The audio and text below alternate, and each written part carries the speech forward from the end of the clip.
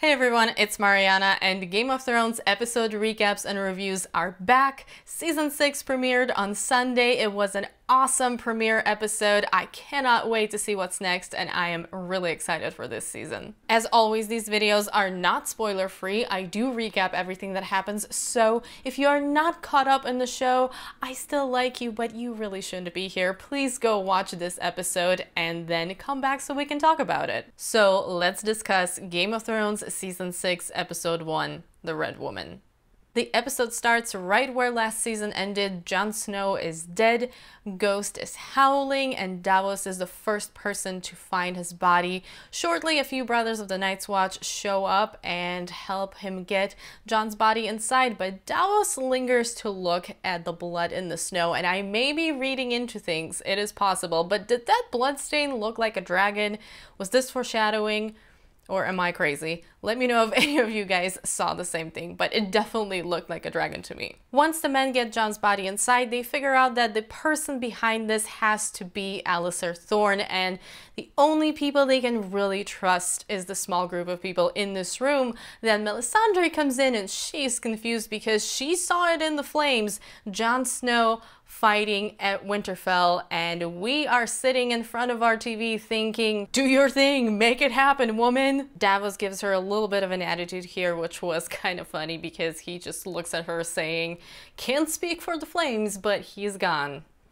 Keep it together, lady. Jon's friends, of course, want to fight, and they hope to take Alliser Thorne down, even though they are ridiculously outnumbered, but Davos is trying to play it smart, so he says we should recruit the wildlings, and this is a pretty solid plan, because I am pretty sure Tormund would be on board with this, and I am curious what is going to happen with the wildlings now, because are they going to just leave because they don't have the support of the Night's Watch anymore, or are they going to kill as many crows as they can, because they are all for that as well? We'll see what happens. In the meantime, Thorne admits to killing Jon Snow in front of the other crows and names his accomplices while he's giving this speech on loyalty, which he has a pretty interesting interpretation of, but he does want other people to believe that what he did was for the best of the Watch. For the Watch. Meanwhile, at Winterfell, Ramsay seems to show some genuine emotion over Miranda. He seems to be actually distraught, but then he is shortly back to his awful self as soon as the maester comes in and asks him what to do with Miranda's body, and his response is, "This is good meat, feed her to the hounds." Fucking Ramsay. Roose is there to remind Ramsay that defeating Stannis is not a real victory, and one day they're going to have to face a real, provisioned, trained, rested army, and they're gonna have some problems unless they have the North behind them, and they can't have the North behind them if they don't have Sansa and preferably an heir. And as much as I hate Roose Bolton and want him to die a terrible death, you gotta respect him as an enemy because he knows what he's doing. He has a point, he has a plan, he's intelligent. I do wonder though, because Roose keeps throwing in his potential heir that his wife is pregnant with into the conversation to intimidate Ramsay, if Ramsay is actually going to commit some family murder, because I can totally see him killing Roose's wife and the baby, or potentially even Roose himself. But for now, he has sent people to find Sansa, and Sansa and Theon are on the run from the search party with hopes to make it to Castle Black and to Jon, which they don't even know what's going on there. Not the best place to go, but the search party eventually catches up to them, and when it looks like they're about to be entirely screwed, Brienne and Pod show up and save the day, and that was an awesome fight, I have to say. Even Theon picked up a sword to help out. I was pretty happy with that scene. After the fight, Brienne swears herself to Sansa again, and this time Sansa officially accepts, even though she struggles through the words a little bit, but in the end, Brienne finally has her purpose again, and Sansa feels a bit more empowered. This part was one of my favorite parts of the episode, and I actually teared up a little bit because I am definitely still rooting for these people, even though they're about to walk into some shit if they go to Castle Black. Then we go to King's Landing, where Cersei is notified that a ship from Dorne has arrived, and she is excited because she thinks Marcella is back and Jaime is back, and of course they are back, but Marcella is unfortunately dead. And when she realizes this, watching Lena Headey go from excitement to despair is absolutely heartbreaking. Her acting continues to be fantastic. There's this emotional scene between Cersei and Jaime where she remembers the first time she saw a dead body, which was her mother, and then remembers the prophecy from Maggie the Frog, which we saw in the beginning of last season, and Jaime pretty much responds with "fuck everything that isn't us," and thanks Game of Thrones for making me root for an incestuous couple that I used to hate. This was another scene that definitely got to me emotionally, and I feel like this season is going to put me on Team Cersei again. I was initially very interested in her character, even though she's not the nicest person. But in season 4 and 5, until the last about 2 episodes, I really started disliking her because she stopped making sense to me.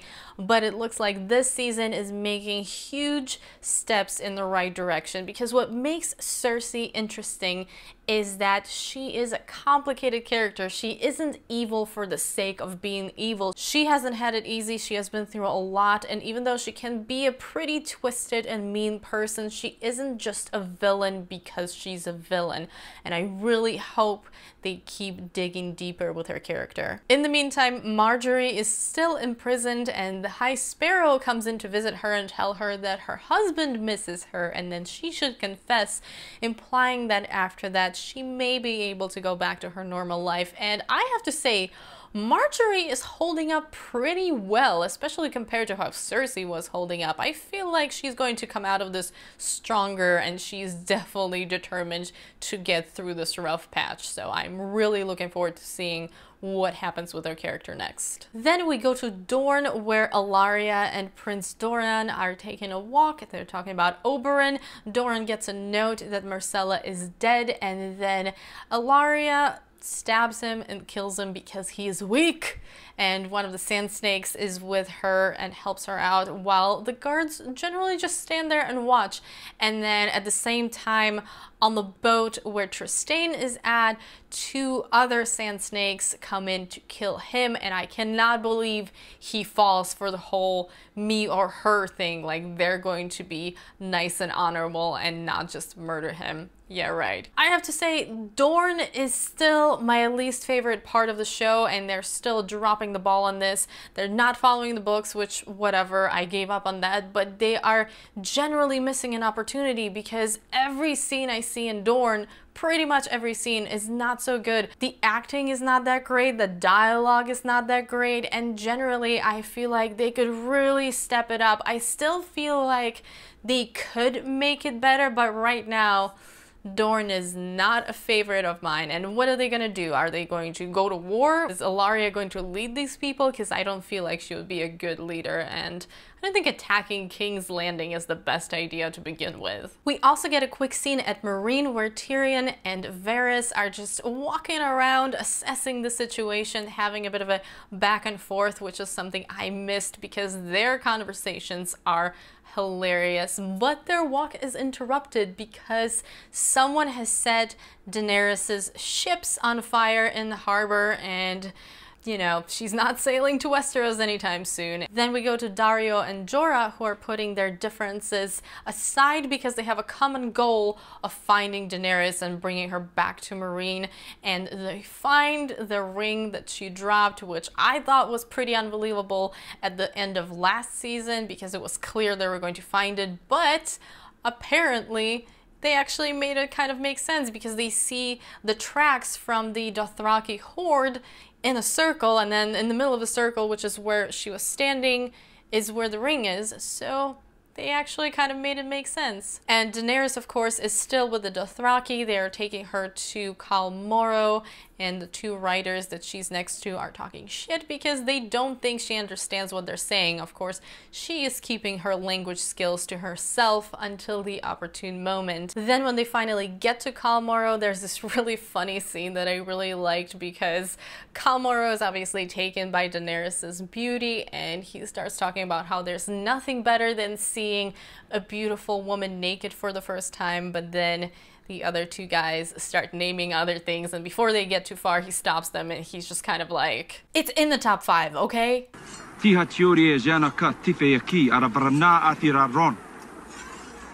This is also where Daenerys reveals that she can speak the Dothraki language, and she tries to intimidate the Khal with all of her titles and stuff, but he is really not impressed. What does have an effect, though, is when she mentions that she used to be the wife of Khal Drogo, and that is apparently kind of sacred, so he unties her and she is not to be harmed, but there's a twist. She has to go to Vaes Dothrak and stay at the temple with the other widows of other Khals, and it's kind of an improvement because she's not going to be raped or killed or anything like that, but it's still not the best situation that she can be in, so hopefully someone can rescue her soon, or she can talk someone into something different. We'll see. I'm really curious how she gets out of this one, unless Drogon shows up once again and burns everything. We do get a quick look at what's going on with Arya in Braavos. Arya, of course, is still blind. She is sitting on the steps begging for money when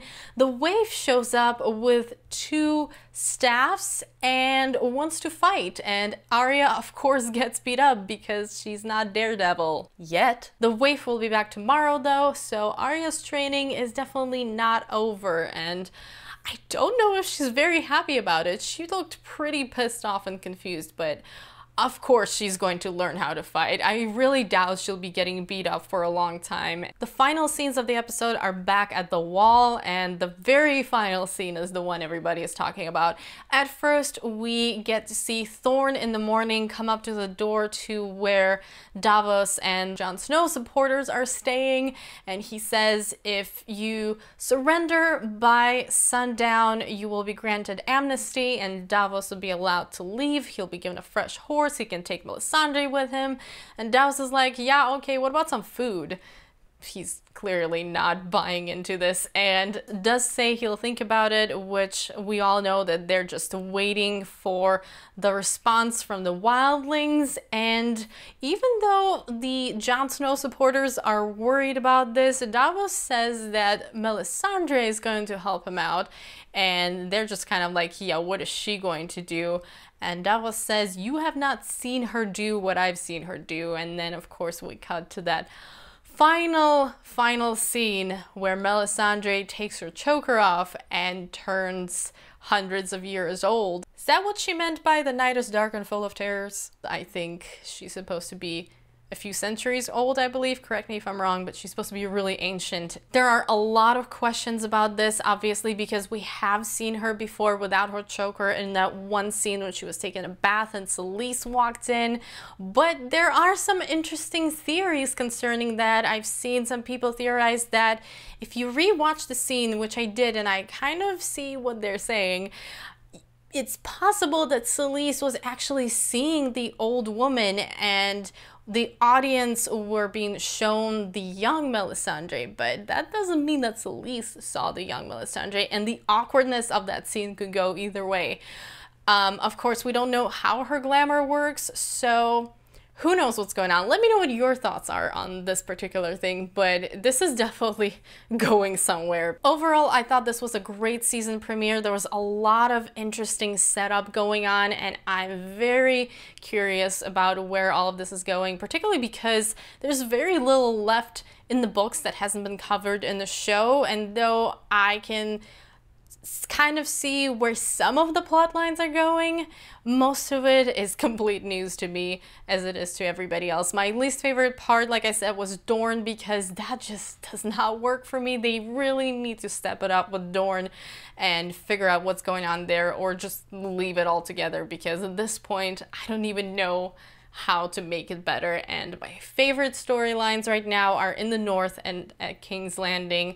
We still are yet to see what's going on with Bran, and I'm hoping to see some White Walker action soon. And of course, I'm really curious what the wildlings are going to respond, whether there's going to be a battle at the Wall yet again, or if Melisandre is finally going to get it together and do her thing and help out with Jon Snow. As for the King's Landing, they obviously have this huge issue with the sparrows right now, and something is about to go down. Jaime and Cersei are definitely going to at least try to show them who's boss, and we'll see where that goes. I am definitely rooting for Jaime and Cersei at this point, which I can't believe I'm saying this because I hated both of them in season 1.